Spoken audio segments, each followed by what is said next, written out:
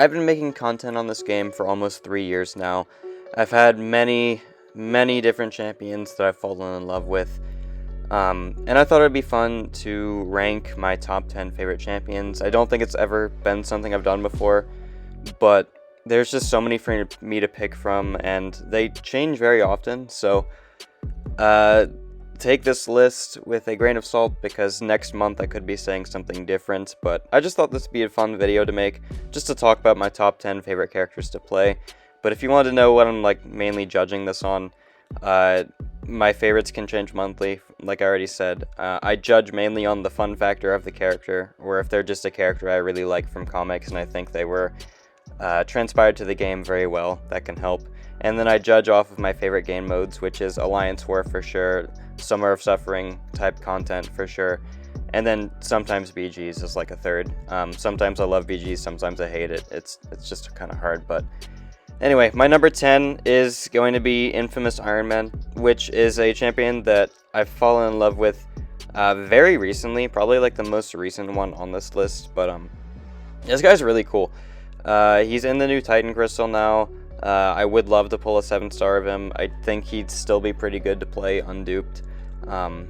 And yeah, he's got really cool immunities. He just visually looks extremely cool. Like, I prefer this guy's animations than regular Doom, which might be a hot take, I'm not really sure, because I know everyone loves regular Doom's animations. But yeah, I prefer this guy to play compared to regular Doom. I like the tech class a lot. I think he was adapted very well into the tech class with his power control mechanics. And yeah, he's very cool. He's very similar to Nimrod. I prefer playing him over Nimrod, just mainly because I don't have to turn my brain off to play the character like I do with Nimrod, because yeah, I like complex champions, and I think Idum is much more complex than Nimrod. He's still not even that extremely complex, but he definitely has a lot more things you have to think about than Nimrod does. And yeah, we're just beating up this werewolf. This is on Hazard Shift, Incinerate, and Poison and Alliance War. And this is one of my favorite fights I've taken in war with with Idum. And there are not that many champions in the game with immunities to both Shock and Incinerate at the same time. So Idum having them just makes him really valuable for nodes like Hazard Shift, Incinerate, and Poison. Incinerate and Shock. So yeah, Idum's my number 10. Love the character. He just looks super cool. And yeah, we move on to number 9, which is Emma Frost, my third ever rank 3 champion. Emma, I rank 3'd her in around June. And during this time, she was War Tactic for Ex Magica, and that was probably some of my favorite times playing War. Don't get me wrong, I absolutely love playing War now, but I think that was probably my favorite time playing Alliance War, was during Ex Magica, where I could just do stupid crap with Emma Frost in War over the entire map. She's really cool. She's probably the oldest champion on this list, which is a lot more interesting too, because I think she came out in like 2018, and she still has a pretty relevant kit with 7-star stats and everything. They adapted her very well as a 7-star champion. So yeah, Emma Frost, really cool utility, absurdly good for Bullseye, as you could see in that clip. And yeah, that's my number 9. We move on to number 8, where I'm going to be talking about America Chavez. I don't have too many characters on this list that end up being like top 2 in their class, but I think America Chavez definitely does fall into the top 2 in her class category, because this champion is absurdly powerful. One of the best BG's attackers in general, and probably only second to Juggernaut for BG's attack in the Mystic class. And she just takes everything. She's good for like every single piece of content in this entire game, which is obviously difficult for a champion to do, to be good at literally everything, including like Necropolis. I took her for every single Necropolis run, not only for the Kate synergy, but to take some actual fights herself. Like, she just does everything. I like charge heavy mid combo playstyle champions. Like, you saw Idum was on the list too. There's another charge heavy type champion on the list, mid combo champion on the list coming later too. But I really enjoy this champion. Her dimensions mechanics are really cool. Power gain is always a fun mechanic, and she has that in spades. And yeah, she just counters like every single cosmic in the game, which when there are meta-relevant defenders like Maestro and Serpent around, Chavez is just always the go-to, and it's really awesome to see. So yeah, that's my number 8. We move on to number 7, where I'm going to be talking about the newly buffed Purgatory. Purgatory, mainly a questing champion. She is very good for Battlegrounds too. It's a little bit meta dependent. Like, she was pretty good for Rich Get Richer, but not the best for Crit Me, obviously. But I'm showing her against this Grandmaster's Gauntlet Black Panther Civil War because I think this is my favorite fight I've ever taken in Purgatory. Just how well she controls it with her Soul Neutralize and her Nullify mechanics, and just how much damage overall she does. She just has so many ways to counter this fight, and yeah, Purgatory is just extremely fun. I love how there's just so much utility packed into this character with those soul shards. Not only are you getting neutralized, but depending on the class, you're going to gain an extra benefit, and then that extra benefit can carry on. And then, again, absurdly strong power gain mechanics are always fun. Like Chavez has it, Purgatory has it. Like, you run 5 out of 5 MD with Purgatory, and dude, you're just in for a hell of a good time. And yeah, that SP2, it's so good. I think Purgatory is my favorite animated character in the entire game. I think her animations are legitimately perfect. That purple flaming sword is absolutely cool. It's like my favorite weapon in this whole game, specifically when it starts to glow purple. It just looks visually so impressive, and yeah, I think she has my favorite animations in this entire game. And yeah, this Black Panther Civil War is just getting melted. Again, she just covers all the threats in this fight. It's just something that she can do in a lot of questing modes when she gets all those souls up, because there's just so much ground she can carry at that point. But yeah, Purgatory, definitely very high on my list. Love this champion.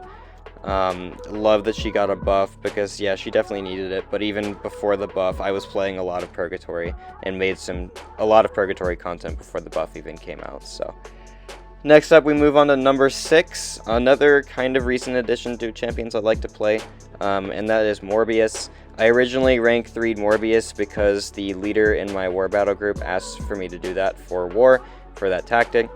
Took some really cool fights with him in that tactic, and we're still in that tactic, so I'm sure I'm going to be taking Morbius back to War eventually. But genuinely, he's just a super fun time.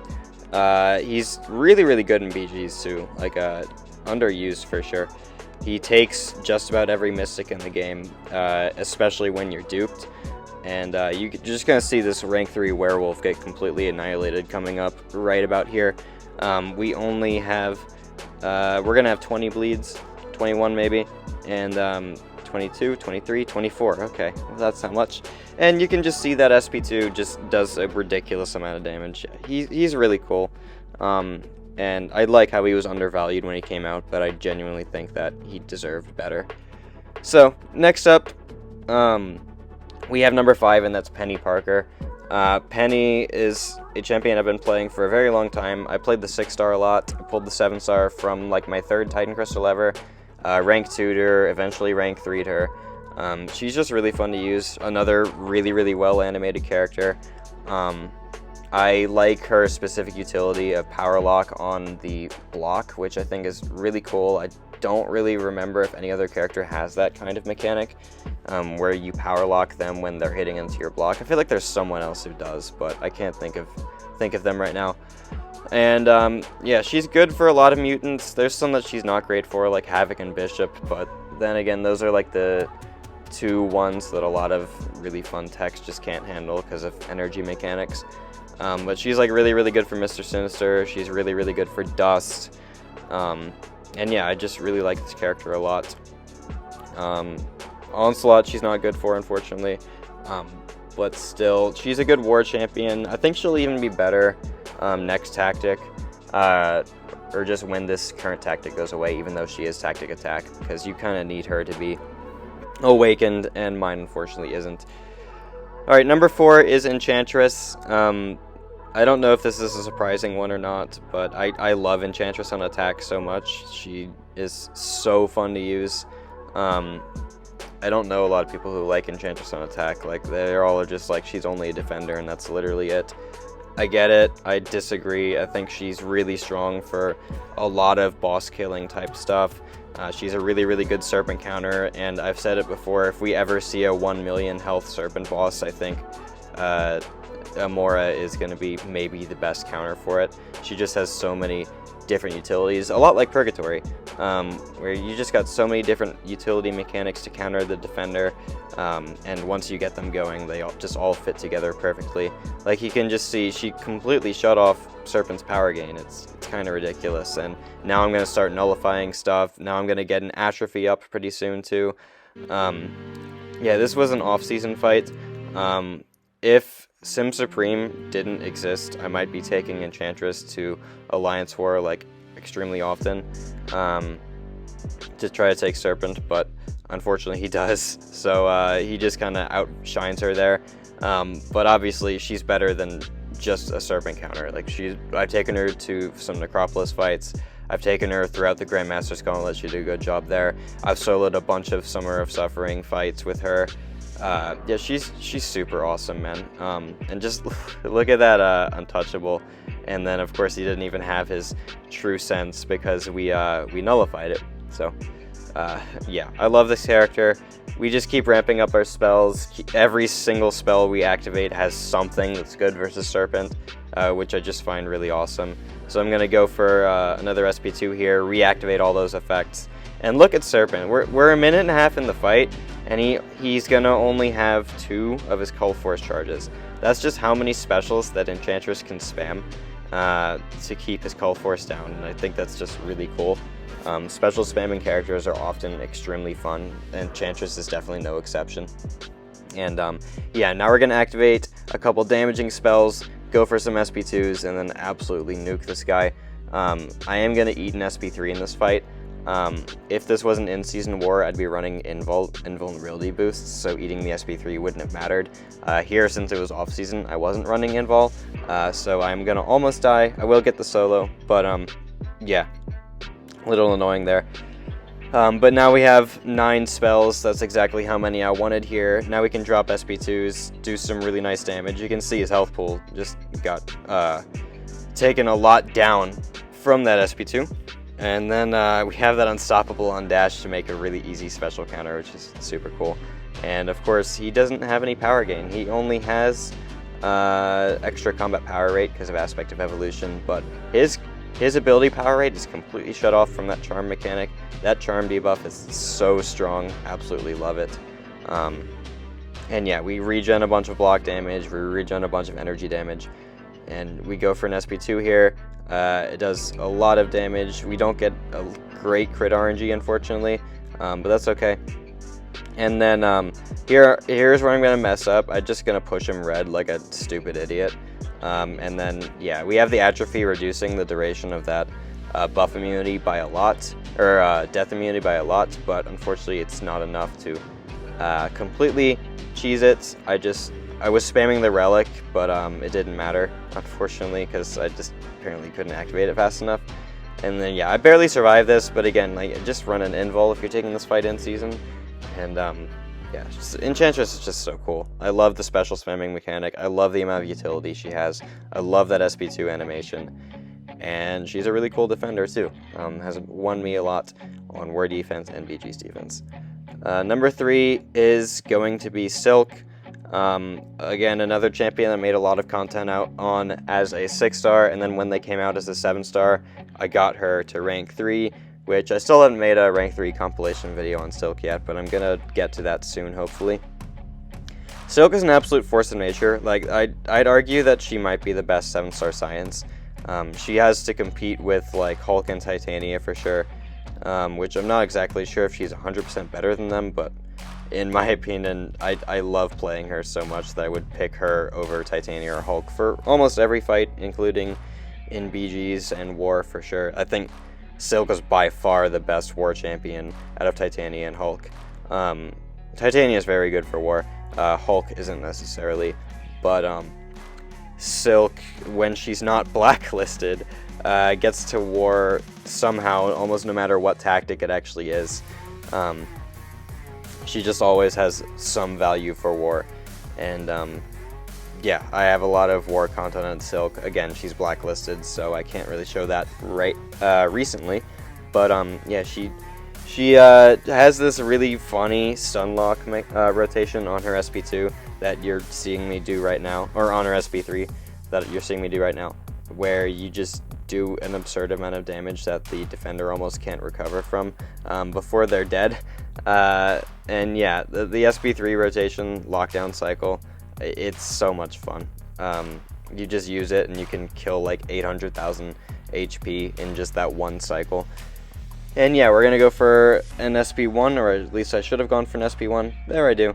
And now he's going to die. Yeah, she was super fun for the Summer of Suffering Gauntlet. I'll have some fights in that for the showcase whenever I make it. But yeah, that's Silk's number 3. Number 2 is going to be Mr. Negative. My original and first rank 3 champion at the 7-star level. Another champion that I played a lot at the 6-star level, pulled the 7-star, and then maxed them out and had even more fun. Mr. Negative is just such a joy to use. I love that charge heavy into evade mechanic. It's super fun. The only thing that gets in the way is the unfazed mastery, of course, which in my opinion that mastery should be completely deleted from the game, but obviously it's not going to. So instead we run the photon synergy, which if you don't know what that does, it places a slow every time I convert energy, which does have a cooldown, but it is a nice 5-second slow that you can use whenever you need it, and then just wait to evade again when it's off cooldown. And yeah, that's your unfazed counter. And yeah, I have the Mr. Negative and Photon war team almost every single war this tactic. He completely destroys this tactic. He destroys these Enchantress bosses you're about to see. Invul boost, obviously, because that's how you usually take Enchantress bosses, is just pushing her red. But yeah, I love this character. I love his mechanics of gaining the light energy and then converting them to dark energy. I think it's a really thematic and really cool design choice. Yeah, one of my favorite design characters for sure. He just feels like you're playing a character called Mr. Negative, which is really awesome. Definitely something that all characters should do, is feel like who they are, who they're meant to be. So anyway, this Enchantress boss, again, we're doing a pretty good job of getting her down with relative ease. I've taken this fight like 5 times, so that's why I have a good idea of everything I need to do for it. But yeah, Mr. Negative, his SP2 places all those degens. They tick really hard. He's a decent Miji's attacker, not one of my first science picks, but he can definitely do a lot for you, and he's good for most other game modes. The only thing he's like not good for is, of course, endgame content, because he's kind of meant to be a short fight champion, but he's also very good for medium length fights. And here I'm just gonna finish the job. Go for an evade there, relic into a not a heavy attack. I don't need to. She's just dead. So with that being said, that's my number 2 favorite character. We're gonna move on to some honorable mentions, because there were so many characters that I wanted to make this list and just couldn't get them on it. And my first one's gonna be Gore. I've made so much Gore content, again as a 6-star and then again as a 7-star. Gore, super awesome. My favorite Marvel movie villain, by the way, which is definitely a hot take. I love this guy in Thor: Love and Thunder. I just hated Thor: Love and Thunder. I wish the movie was better, but Gore was definitely by far the best part of it. He's super cool. I love his model in the game. That sword is so cool. And he's just really fun to play. That SP3 is awesome. Next up is Luke Cage. Luke Cage got buffed, and I've been making a bunch of content on Luke Cage. A bunch of people are like, if you love him so much, why don't you rank 3 him? Well, that's simply because I just like Silk more. Like, I love Luke, but I like playing Silk more. I think Luke is extremely useful, extremely worthy of going to rank 3. I just don't like him as much as I like Silk. So that's why I rank 3 Silk over Luke. Same thing kind of with Morbius, except Morbius was going to be better for war at the time. And yeah, Luke is super awesome. He just takes so many different things. His concussions are way too strong. Anyway, next up we're talking about Vox. Vox, I love this guy. He's, again, one of the best animated characters in the game. Another character with an absurdly cool weapon, like a Purgatory sword, Gore sword, Vox's scythe. Some of my favorite weapons in this game, for sure. And, yeah, I love his... I like Cosmics who focus more on damage over time than, like, big yellow and orange numbers. And Vox, obviously, is no exception to that. Gore is another one that's kind of like that in a similar vein. I just wish Vox was a little better for BGs. I think he's good for BGs. I think he just gets outshined by the rest of the Cosmic class, kind of like how Morbius might get outshined, or Mr. Negative might get outshined by the Science class in BGs, because those two are the best BGs classes for attack. That's 100% a fact. My fourth one, this hurts so much to leave her off the list, because Tigra is my girl. Tigra, I freaking love this character so much. I've been playing Tigra like almost ever since she came out. The month I downloaded the game was the month Tigra came out. She is so awesome, so fun to play. Again, I really like complex characters. Tigra is about as complex as it gets, because there's just something different you have to do for like every matchup, it feels like sometimes. And yeah, she's so much fun. I wish she was a 7-star, even though she probably won't ever be. I wish she was. But yeah, Tigra is so cool. I love her. And whenever she becomes a 7-star, man, I hope it happens one day. And then, of course, Captain Britain, the champion who is literally my channel profile picture. I love this character. I just don't play her enough anymore, and that's simply because she's kind of like the worst character I've mentioned on this entire list. Like, she genuinely just doesn't do anything useful, which is a big shame. I have a bunch of comics with Betsy Braddock in them, and she's a really cool character in her new Captain Britain form, which is awesome. And yeah, I like her gimmick of punishing skill purify. It's just unfortunate that usually when you do that, it benefits the skill champion, so I think it's sometimes a flawed game mechanic. And yeah, if Betsy was just a bit more useful, I feel like I'd have her on the list. It's just, I can't really use her for anything, because she's very bad, let's be honest. But I've got so much Betsy content. You can see instances where I do think she was a good character. For 2022, you could make her do some cool stuff, but in 2024, you really can't. And then my number one favorite character to play is Arcade. Arcade, yes, Arcade. I love him. He's so freaking goofy. He looks ridiculous. His animations are ridiculous. His playstyle is ridiculous. Everything about this guy I just absolutely love. He was also the first character I ever purchased from an early access bundle, and holy crap, was it ever so worth it, because I love him. It was $100 that I don't know if I can say well spent, but like it got me so much fun. So I'm so happy to have had Arcade be my first ever early access bundle, because he's so much fun. I'm so repetitive at this point, but obviously that's why a lot of champions are on this list, because of their fun factor for me. Arcade is by far the pinnacle of that. Again, if I pulled a 7-star Arcade, I'd like rank 3 him, even unduped. I don't even think he's like extremely strong on attack. I think he's really, really cool this war meta. I think he's a really nice questing champion. He has so much utility. He's just not a BG's attacker, which is unfortunate. I don't think he's much of a Summer of Suffering type character either. He's got a lot of weird places in this game to fill, but yeah, he's not like one of the strongest characters on the list. I don't think he's like the weakest on this list either. But I just love him. His white suit, his green shirt, his yellow bow tie, his hairdo too. I don't know. I never expected Arcade to be adapted into a mobile game as well as he did, because Arcade in comics is genuinely like terrifying sometimes. Like some of like the art of Arcade in comics is just freaky, but in the game I think they adapted him perfectly to where he's not like freaky looking, but he also encapsulates the goofy and ridiculous looking type character, and just the goofy villain that he is, because he is nothing but like just this henchman with a weird gimmick, kind of, even though he's not really a henchman. He's in charge of a lot of stuff, ironically, but anyway, I don't know, I love him. This Hazard Shift Domino, really fun solo, one of my favorite war fights I've taken recently, not only because it was arcade, but he just effectively destroyed this fight.